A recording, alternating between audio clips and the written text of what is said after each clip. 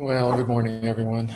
I'm going to say a few words before we meditate together on friendliness, the importance of friendliness in the practice. You know, compassion was always kind of a big word for me, in trying to integrate compassion or self-compassion. That was kind of awesome for me. Um, and I tended to turn away from it. Early on, in the early days, we weren't encouraged to practice much anyway in terms of self-compassion. But I wanted to turn away from it. I thought, maybe if I just keep working really hard at mindfulness, compassion eventually will show up on its own. But I'd rather not address it directly and specifically. Yeah, I did that for a long time, and to no avail.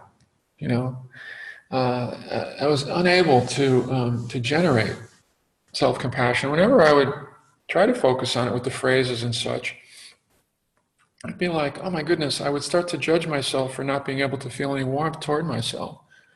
I felt, oh boy, I'm not even worthy of generating any warmth toward myself. And I would give up and I'd go back to just like, um, well, I hate to use the expression, but I would go back to like pounding sand, kind of just like getting real serious with meditation practice. Yeah. Mm. It's funny. My wonderful sister is here every morning with us, and we used to get this Melanie. We used to get this message every morning, very frequently from my father and my grandmother. Play nice, play nice, play nice, uh, and somehow I haven't internalized that so much for myself. I reflect on this when I sit down. Why don't I play nice in meditation? Why do I end up sitting down? And if I don't pay attention to this, I sit down and it's like, okay, sit still, stop whining, get with it, concentrate. Whose voice is that? Where did that come from? Well, apparently it's my voice because I brought that in for the longest time right into meditation practice. I would have a voice that I would have in other places in my life, kind of that pushy, driving ourselves, setting high expectations for ourselves, failing to meet those expectations, judging ourselves. Rah, rah, rah, rah, rah. That slightly ratty talk, that kind of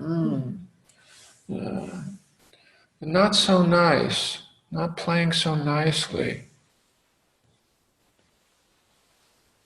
But at a certain point, I realized that it was important to get a little bit more kindness in there, a little bit more friendliness. So I would try to trick myself a little bit, I would say, okay, compassion's too much. That's too much. But how about, I would have the image of my having a little like dropper, like with like, thing that, you can just drop a couple of drops out of it, squeeze it in a couple of drops, and then go, all right, maybe just a couple drops of friendliness. Can you just take a couple drops? Just a couple drops? Literally, I would do that. And then I moved along to this other thing, which I continue to do. To this day, I do this. This is what works for me. I'll sit down, and after I settle, and some of the ways that Susan will support us to settle in the body, I'll cock my head. Literally, I'll cock my head sometimes, kind of like a bird cocking its head, and I'll go, hey, buddy, how's it going in there today? Real fancy mantra, right? Hey, buddy, how you doing today? And that works for me. At a certain point, it was really thinking outside of the box and finding what works for me to get just a little bit of friendliness in the inner space here as I'm beginning to meditate, and helping me to shift out of that more serious orientation, the no pain, no gain orientation, the kind of the brow furrowing orientation, the serious business orientation, Yeah. Hey, buddy, how's it going in here? Yeah. Yeah. Beginning to talk to myself nicely, at least beginning that process.